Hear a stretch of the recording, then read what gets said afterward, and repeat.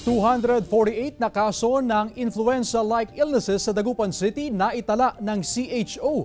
Nakaalerto si Russell Simorio.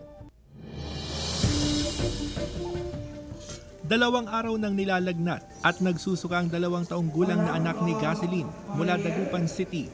Agad niyang ipinakonsulta sa doktor ang anak. Kasi ilang araw po siyang nilalagnat at nagtatay, kaya magpapacheck up po kami. Meron kasi sa panahon ngayon, kaya gusto kong gumaling yung anak ko. Ayon sa City Health Office, dumarami ang mga nagpapakonsulta dahil sa trangkaso. Naitala rin ng CHO ang 248 na kaso ng influenza-like illness. Mapabata o matanda, wala raw ligtas sa influenza-like illness dahil sa pabago-bagong panahon. Diba, parang changing weather na rin tayo, no? Malamig, mainit. So, tapos umuulan, yun ang mga factors na nagko-contribute din.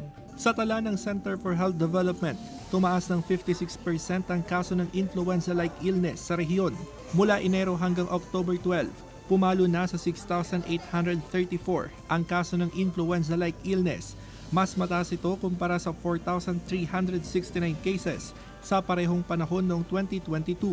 Ang mga influenza-like illnesses po, ito po yung mga nakakahawang sakit na sanhi po ng iba't ibang virus at bacteria na nagdudulot ng impeksyon sa ilong, sa lalamunan at sa bagas. Ilan sa mga sintomas ng naturang sakit ang mataas na lagnat at ubot-sipon. Tiniyak ng CHD na may sapat na supply ng bakuna kontra flu sa mga ospital sa rehiyon.